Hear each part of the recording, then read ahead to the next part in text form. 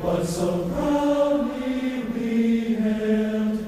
as the twilight's last gleaming, whose broad stripes and bright stars through the perilous fight